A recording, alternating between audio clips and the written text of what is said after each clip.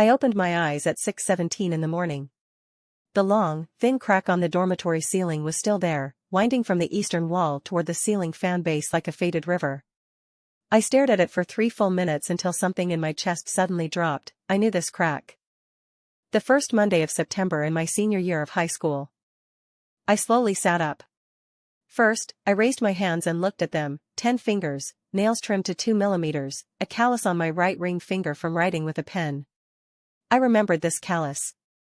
It had gradually disappeared after college started because I rarely wrote by hand anymore. 17-year-old hands. I didn't cry. I just sat there for a long time, listening to the intermittent footsteps in the hallway outside and the gushing sound of water from the washroom, feeling something split right down the center of my chest, like earth cracking in winter. Stella is still alive. That thought lodged itself into my temple like a nail, painful and real. I remember the last scene of my previous life clearly. As clear as a branding iron, searing every detail into my skin. It was the winter of my junior year, 5:30 in the evening. The sky had darkened early, and the streetlights had just come on. I was on the phone outside a convenience store, talking to my boyfriend at the time. He was breaking up with me, his voice as flat as if he were reading out a tracking number. I was shaking with anger, pushed open the door, and walked out without noticing the traffic light at the intersection. It was Stella who grabbed me. She ran up from behind, seized the back collar of my jacket with both hands, and yanked me back onto the sidewalk with all her strength. The truck that ran the red light thundered past just 2 meters to my right, its draft rushing over me. I thought it was over. I thought she was okay too. But when she stepped back, she tripped on the curb and fell backward, the back of her head hitting the iron base of a lamppost. The sound was faint. So faint it didn't sound like a person's bone striking metal, more like someone casually setting down a book in the distance. I turned around and saw her lying on the ground, her eyes still open, the corners of her mouth curving upward in that expression I had known for over a decade, gentle, tinged with a hint of sheepishness, the same smile she wore whenever she'd done something and was afraid I'd find it troublesome. Rosie. Her voice was as faint as a mosquito's whine. I never regretted being with you. Then nothing more. I stared at my face in the bathroom mirror for a long time. At 17, Rosa's skin hadn't yet been marred by sleepless nights and tears, the corners of her eyes were free of fine lines, and her lips were a healthy pink. I remember how naturally this face used to hold itself high, people making way for me in the hallways, someone saving me a seat in the cafeteria, classmates covering my duty shift, and Stella, always walking half a step behind me to the left, head down, silently watching it all with those overly clear eyes of hers. I always thought it was her choice. I always thought she liked the quiet, liked being alone, liked hiding behind me, liked making herself small. It wasn't until long after she died that I pieced together the full picture. Stella's mother was away on business trips most of the time, her father was a silent alcoholic, the house was always cold, and no one ever asked her how her day went, if she'd eaten, how her grades were. She was raised in neglect, and so she learned to neglect herself.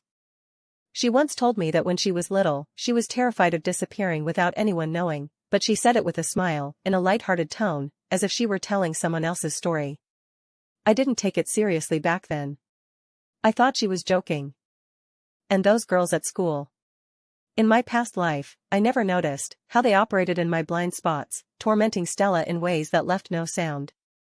Slipping notes into her notebook, silently shoving her in the hallway, deliberately exchanging smirks with each other when Stella walked by.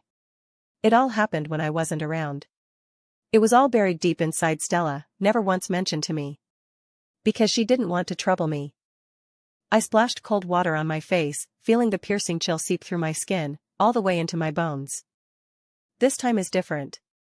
This time I'll be the one watching over you. I came out of the bathroom and asked my roommate which building Stella lived in. She paused for a moment. Haven't you known each other since middle school? You don't know where she lives? I casually said I had a bad memory, then slipped on my shoes and headed toward the other side of the girls' dormitory. Room 407. I stood at the door and knocked twice. Someone opened it, a girl I didn't recognize. She gave me a once-over and asked, "Who are you looking for?" "Stella. She's inside. Please wait a moment." There was a rustling sound from inside, and nearly a minute passed before Stella appeared at the door. She was wearing a white school uniform shirt, her hair loosely tied back with a rubber band, a few strands falling by her ears. The moment she saw me, she was visibly taken aback, first a flicker of surprise in her eyes, then a subtle, almost instinctive, recoil. Like a small animal suddenly caught in the light. "Rose?" Her voice was truly tiny, like someone gently strumming wind chimes in the distance. "Why are you here?" I looked at her, something rising in my throat. I've lived nearly 25 years, and almost 8 of those were spent in a world without Stella. I thought I remembered what she looked like, but I later realized I only held on to a vague silhouette, until I stood before her. I recalled that her eyebrows had that gentle arch, her eyelashes were just a little bit longer, and when she stood, she had the habit of folding her fingers together in front of her, like someone always ready to apologize. I said, "I wanted to come see you." Her ears flushed slightly. She lowered her head, her eyelashes brushing against the air just below her eyelids, her voice growing even softer. There's nothing special about me, really." "How could you think that? How can you never know how much you're worth looking at?" I held back. I just handed her the bag of milk I'd brought. "There's a new milk tea shop near the school gate. I passed by and bought this, want some? Their milk is pretty good." She looked up, a hint of surprise in her eyes, then reached out to take it, quietly saying thank you, her voice so soft it nearly drowned in the hallway, but I heard it. I watched her hold the milk against her chest, as if cradling something she wasn't sure she had the right to keep, and something inside me slowly began to burn. That week, I pieced together everything I could remember. In my past life, I wasn't the kind of person who cared much about others. My world was bright, and everyone around me looked in my direction, so my field of vision was basically just myself. Now, sitting by the classroom window, watching Stella sit 3 rows away, she always chose a spot against the wall, her books neatly arranged, never raising her hand in class on her own, and blushing the moment her name was called. I realized just how much I had failed to see before. The girl in front of me, with blunt bangs, was named Willa. I remembered her. She had always been just an ordinary classmate in my memory, until I was reborn and rummaged through the corners of my mind, only to remember. Stella once sent me a tearful message at 2 in the morning, saying her notebook was missing, that she had looked everywhere, and maybe it had been dropped somewhere. I was watching a show at the time and replied with, "It's just a notebook, buy a new one tomorrow," then flipped my phone over. The next morning during early self-study, I saw Stella walk into the classroom with a new notebook on her desk, wearing that suppressed, nothing happened calm expression. I thought nothing had really happened.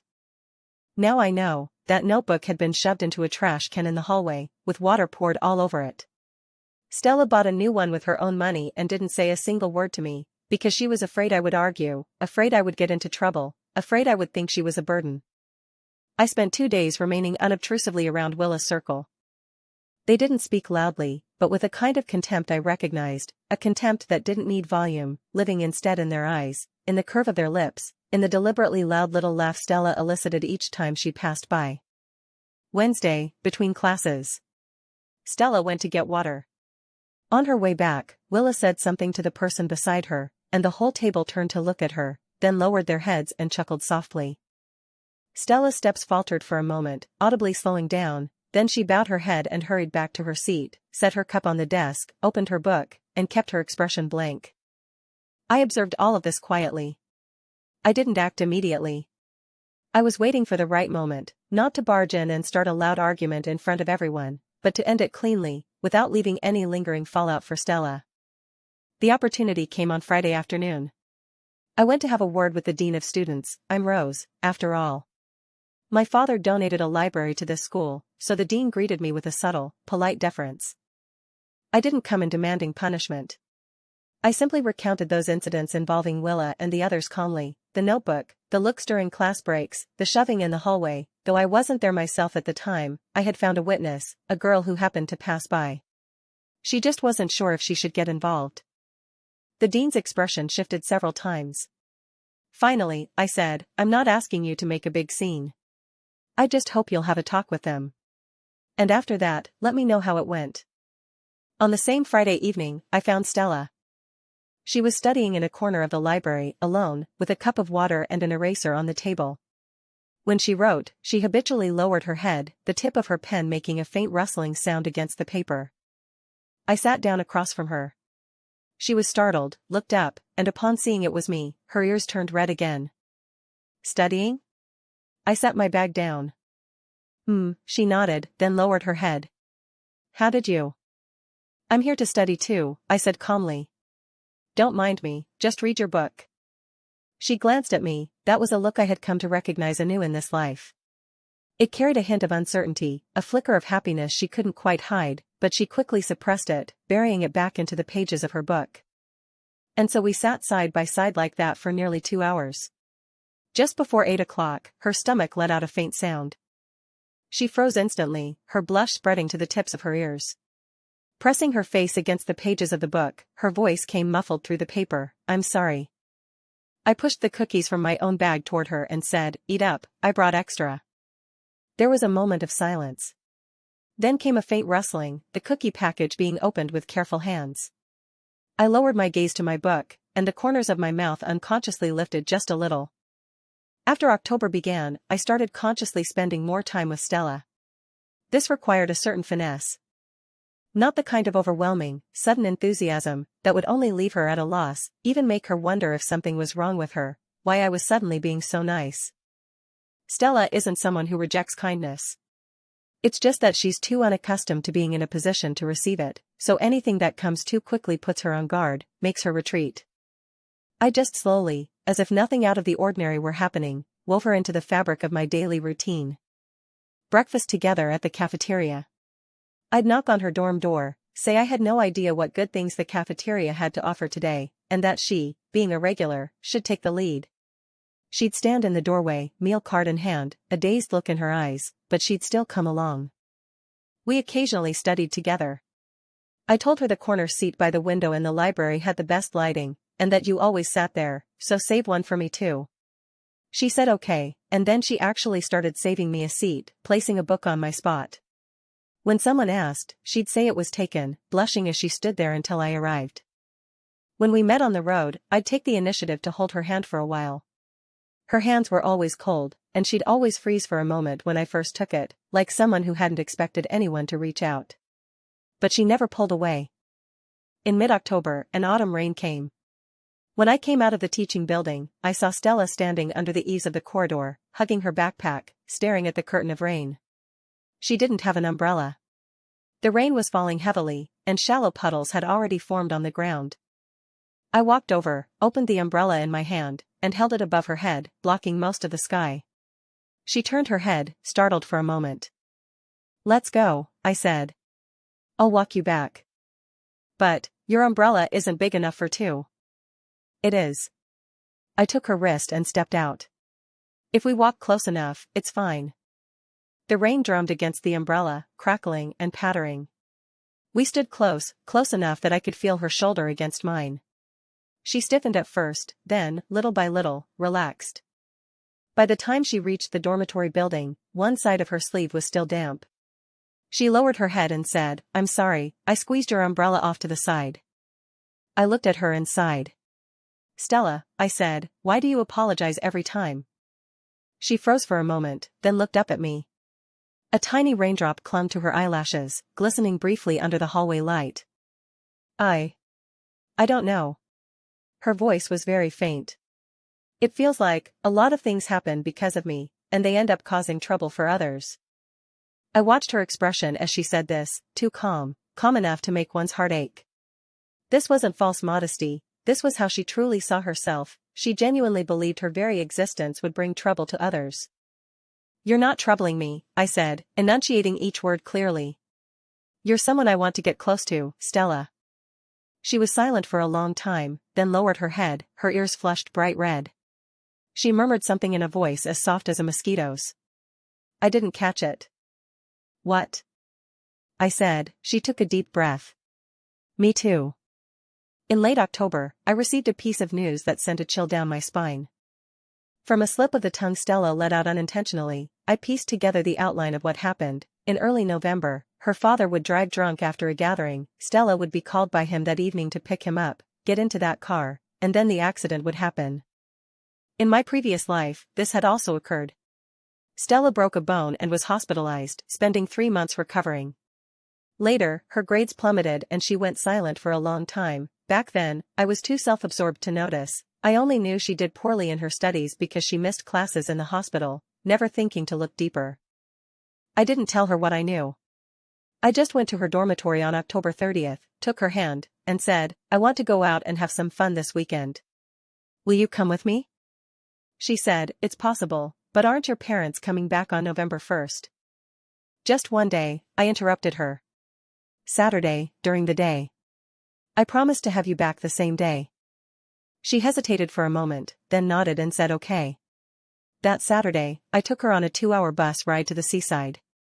In early November, the beach was already nearly empty of tourists, with only a few scattered figures on the sand.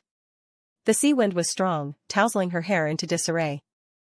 We sat on the rocks. She tucked her hair behind her ear and gazed at the sea, her eyes showing something I rarely saw in her, a kind of emptiness, clean as if washed by something. "Beautiful, isn't it?" I asked. "Yes," she said, her voice unusually free of hesitation, "very beautiful." I quietly sent a message to Stella's father, telling him that Stella was out today and wouldn't be able to answer calls, so he should text if anything came up. Then I flipped my phone over and turned back to look at the sea.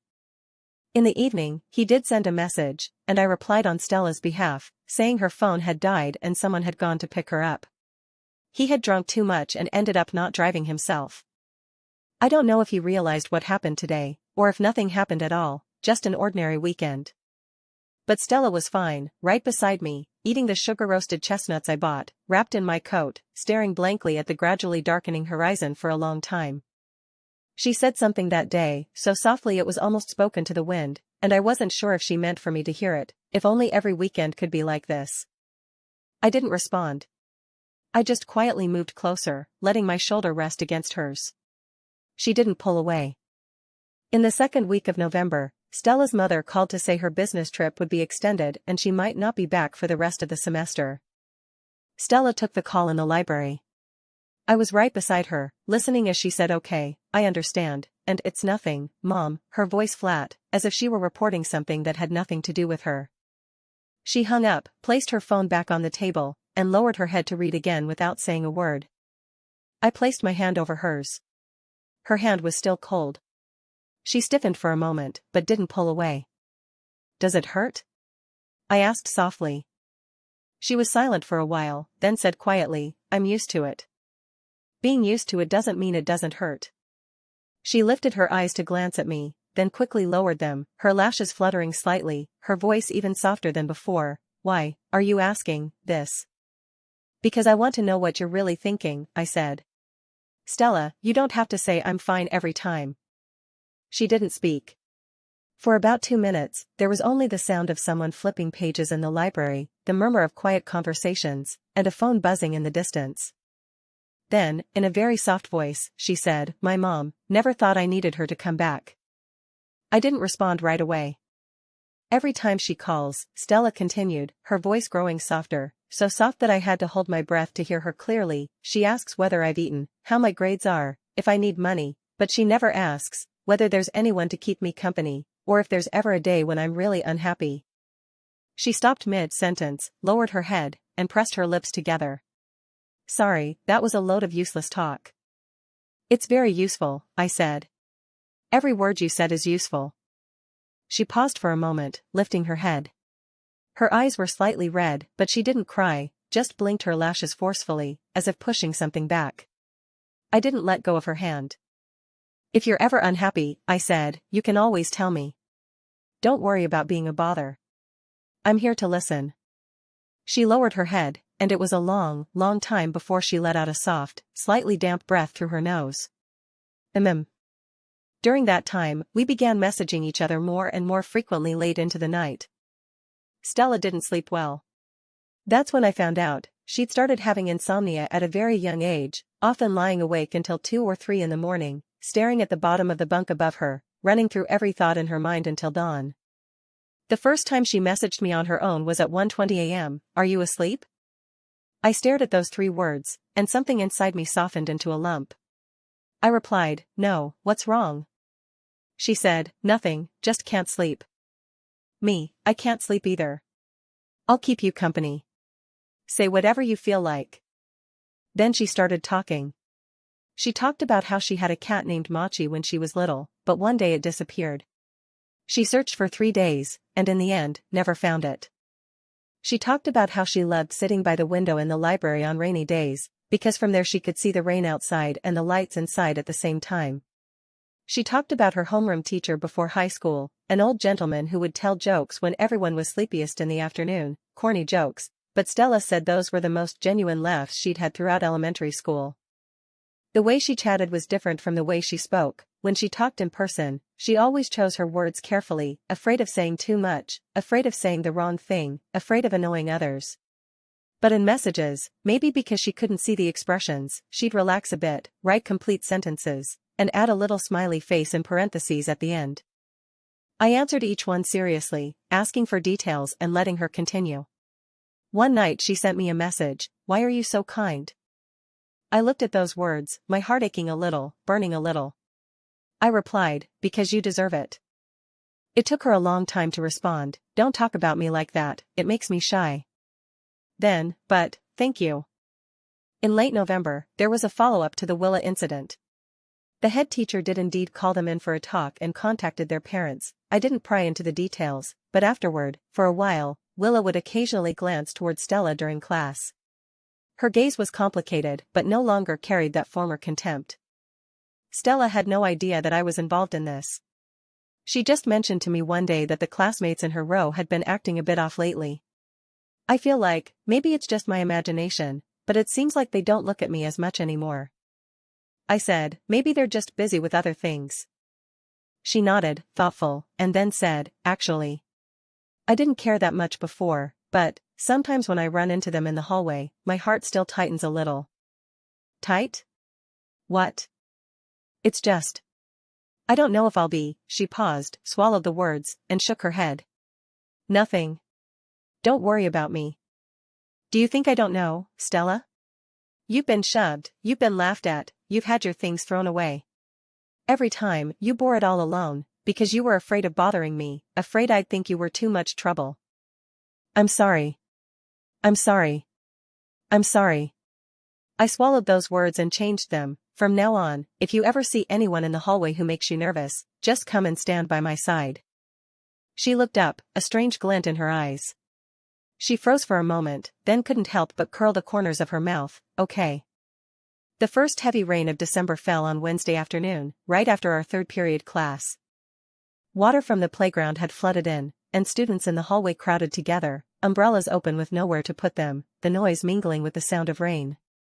I pushed through the crowd to find Stella, who was standing by a pillar, clutching her school bag to her chest, her gaze skirting the edge of the crowd like a bird that couldn't find a place to land. I walked over, stood next to her, and gently nudged her with my shoulder. Hey. She turned her head, her eyes crinkling slightly, the kind of expression that comes from genuine relief. Want to take shelter at the convenience store? I said. We can grab something to eat while we wait for the rain to lighten up. She nodded and followed me as we squeezed through the crowd.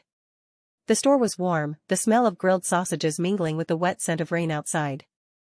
I bought 2 sausages and 2 cups of hot cocoa, then found a corner to sit down. When she took the cocoa, she lowered her head and stared at the cup for a moment before saying, "You really like buying me things." Yeah, I said. What's up? Nothing much, she said, lowering her head a little, looking somewhat shy. It's just, it feels different. Different from before? From the you before. She lifted her eyes to meet mine, then quickly looked away. You seem different lately. My heart skipped a beat. What's different? It's just. She thought for a long time as if carefully piecing together the words. Before, you were good to me too, but I felt like your attention wasn't really on me. You had so many friends, so many things going on. I was just the one on the sidelines. Her voice grew softer and softer, until it was almost inaudible. Lately, it feels like you're actually looking at me. I set down the cocoa cup and looked at her seriously.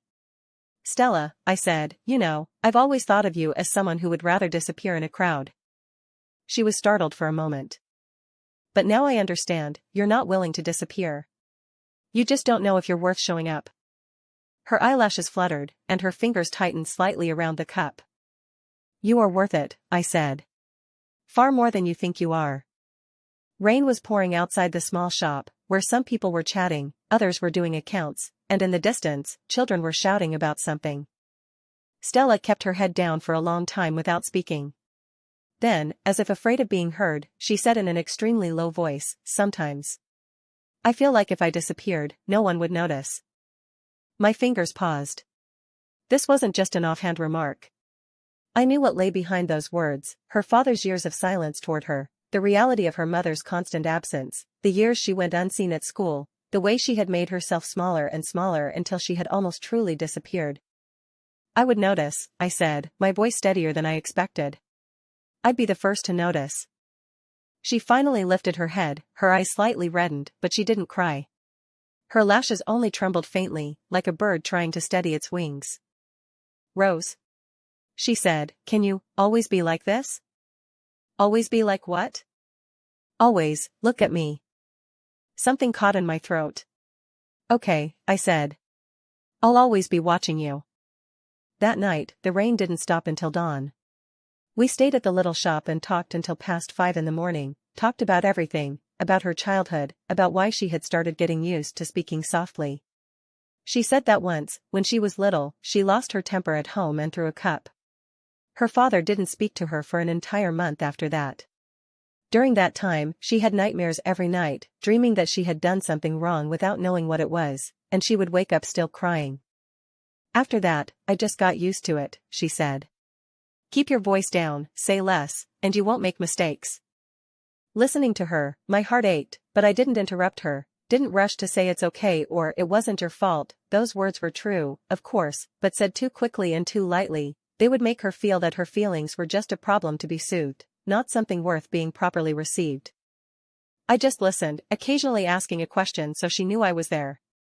Halfway through her story, she suddenly let out a laugh and wiped the corner of her eye with the back of her hand. "It feels like I've never told anyone this before," she said. "You can always tell me," I said. "You don't have to wait until you've saved it all up." She looked at me for a long time, then gave a slight nod. I remembered that expression.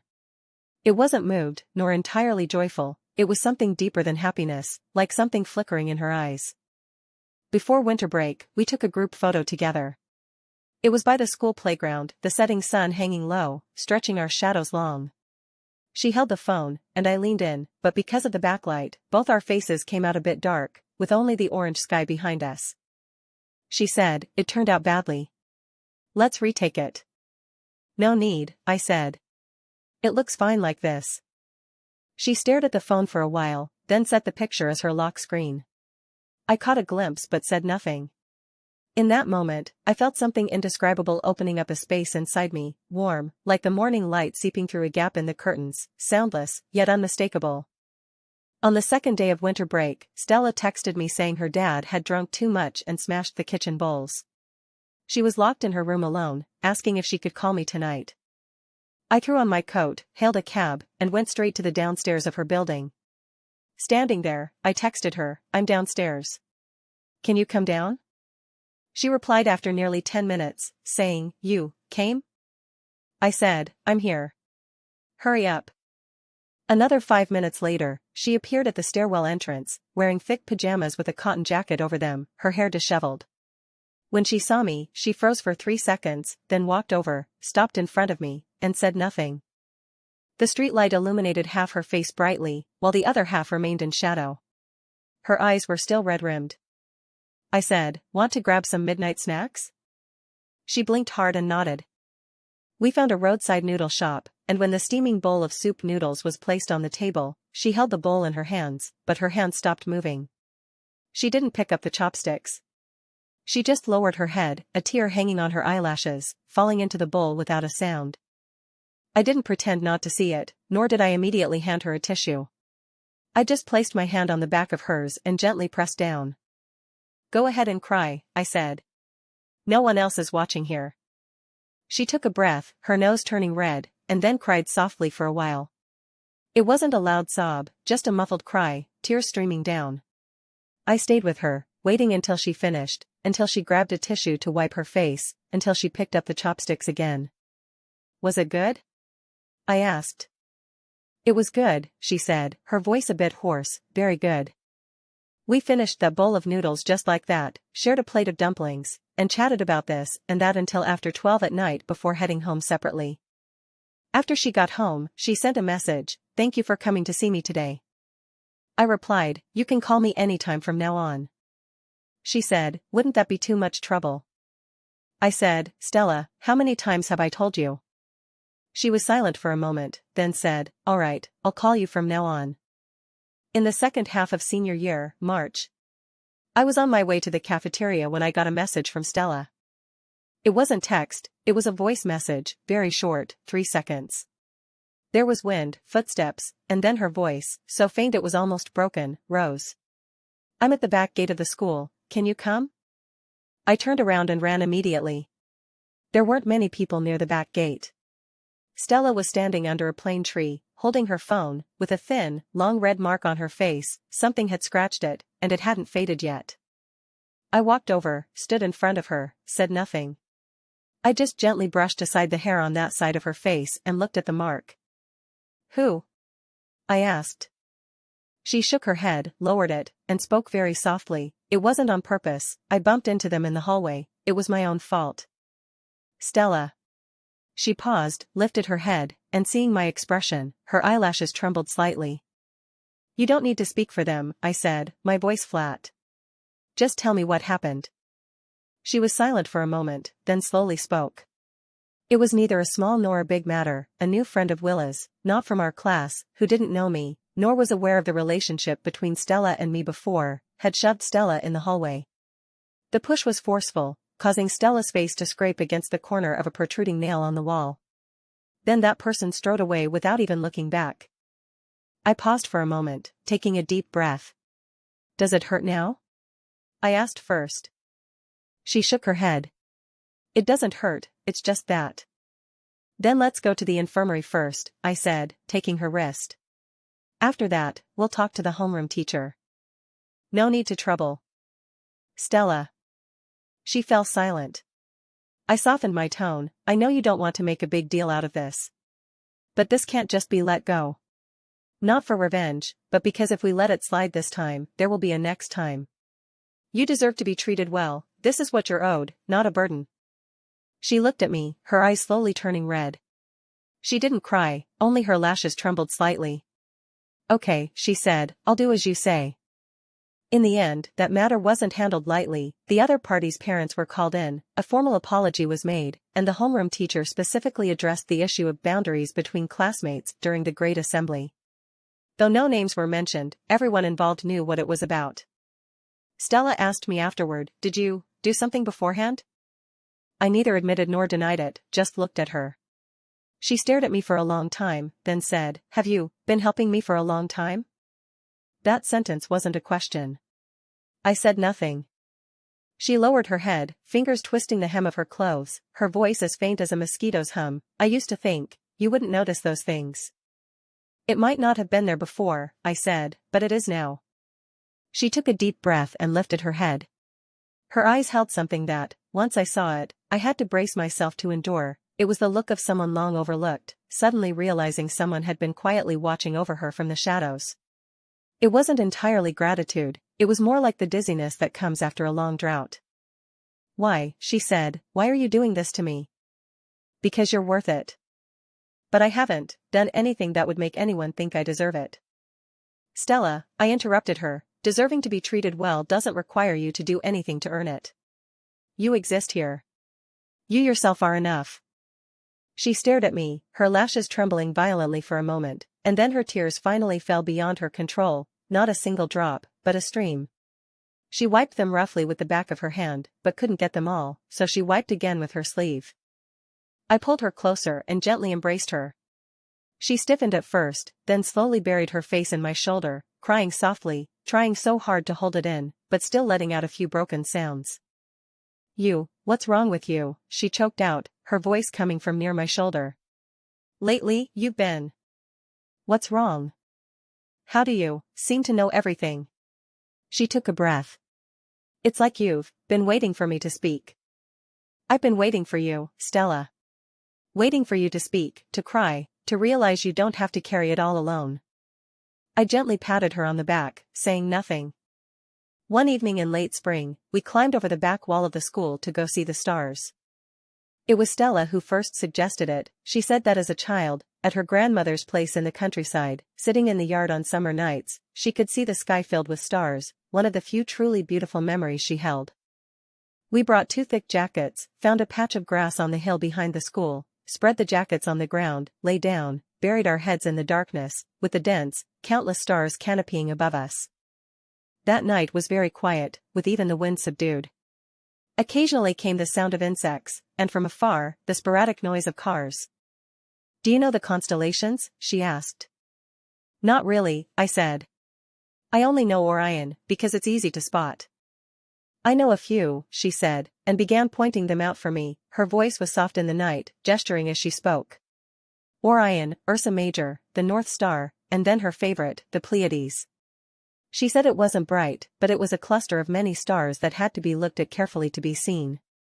Like many tiny lights, she said, each one is too small alone, but together, they exist. I gazed at that expanse of stars, my heart so full it felt like it might overflow. "Stella," I began, my voice soft, "there's something I've been wanting to tell you." She turned her head, the lines of her profile gentle in the starlight. "What is it?" I was silent for a moment, thinking for a long time, and in the end, I didn't say the truest thing. I didn't tell her about the past life, didn't tell her about the accident, didn't tell her about her death and my regret. Those words weren't secrets, just not the right time yet, and perhaps they would never need to be, because she was here, she was fine, and this life story hadn't reached that point yet. It wasn't necessary to reopen old wounds for something new to grow. "I want to say," I finally spoke, "that I'm very glad to have known you."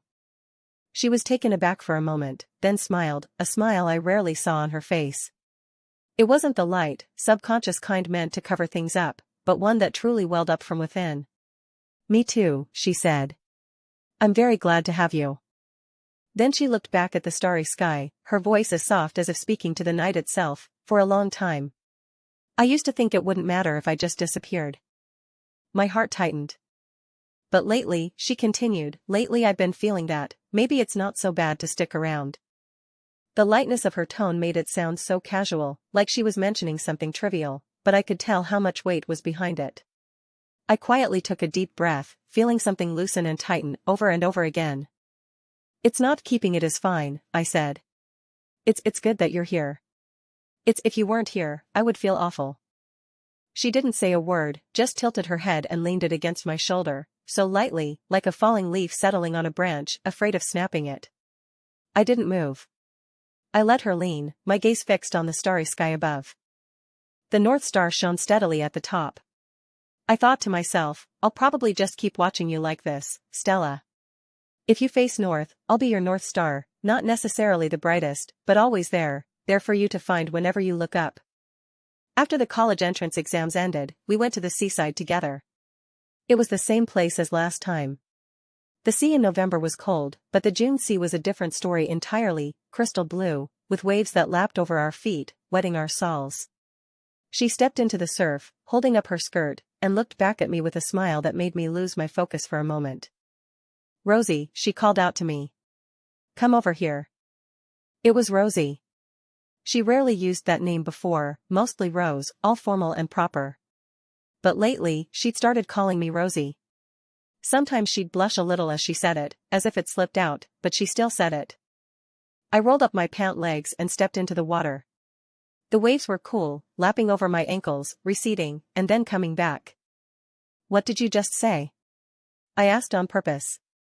She smiled, her face slightly flushed, her voice a little louder than usual, perhaps emboldened by the sea breeze. "I said come over here." I walked over and stood beside her, and together we looked out at the sea. "Stella," I said, "there's something I want to formally tell you."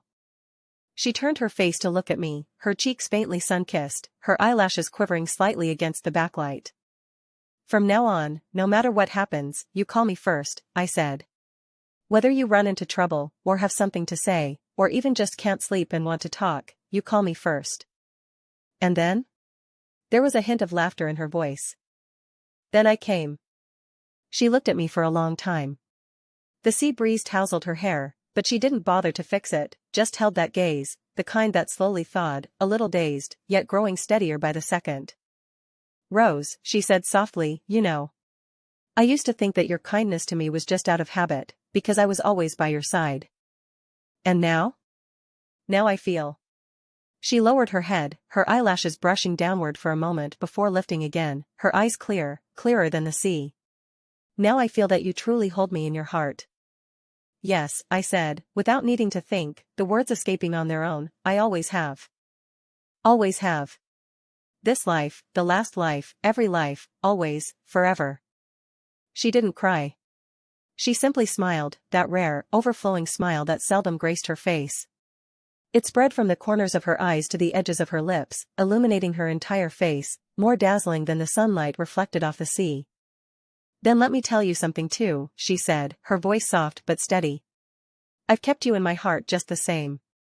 A wave rolled in, washing over our feet, cold. It receded, and the next one hadn't yet arrived. We stood there, shoulder to shoulder, gazing at that vast, endless blue. Stella was still alive. Right beside me, at the seaside in June, her hair tousled by the wind, her face lightly sunburned, she was smiling. I didn't cry. But in my heart, I said one thing to the girl who collapsed beside the lamppost, trembling as she whispered, I don't regret it, this time, it's my turn to have no regrets. This time, it's my turn to watch over you. No matter how many lifetimes, I'll be the one watching over you. Many years later, we live in an apartment that faces south. On the windowsill sits a potted plant and a ceramic bird that's losing its color.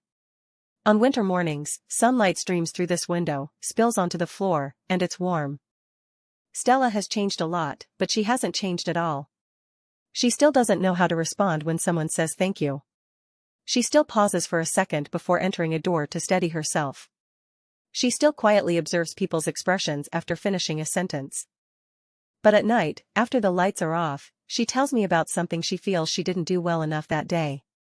Then she argues with herself, saying, actually, I think I did okay. She would frown in the restaurant if the food wasn't tasty enough, then ask the waiter if they could put in a little less salt.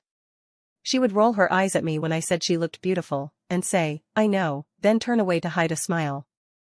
She learned to feel worthy. Not in a taken-for-granted way, but bit by bit, step by step, reclaiming it from the smallest, most trivial things. I think that's more precious than anything. Once, she pulled out a photo from our senior year of high school. Our faces were both backlit, the sky behind us a deep orange. She said, I used this as my lock screen for the longest time back then. My roommates asked about it a few times, and I always said I just picked it randomly. Why didn't you tell me back then? I asked. She thought for a moment, then said seriously, because back then, I wasn't sure if you really wanted to be close to me. I looked at her, and that tender, aching spot in my heart got squeezed again. And now? She smiled, lowering her head, but this time she didn't hide the smile away, she kept it open, smiling right at me. Now I'm sure. The green plants on the windowsill grew slowly in the sunlight, the ceramic bird stood silently in the corner, and downstairs came the sound of a child riding a bicycle, faint and thin, like an echo drifting from somewhere far away and warm. I reached out and took her hand. It was still cold. After all these years, still cold. But as long as I hold it, it will warm up. You outlast the starlight. For starlight is merely light, while you are someone who truly existed, lived, and was seen by me.